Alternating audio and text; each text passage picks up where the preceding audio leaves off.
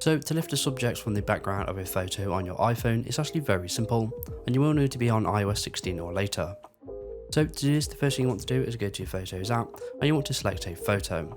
This will work on any of your photos, so in this case I'm going to use this one. So all we need to do now is press and hold on the subject and it will pop out from our screen. Now once this is popped out, we can go and drag and drop this into any app and send it into messages or put it into notes, etc. So to do that while holding the subject, you want to go to another app and you want to open it.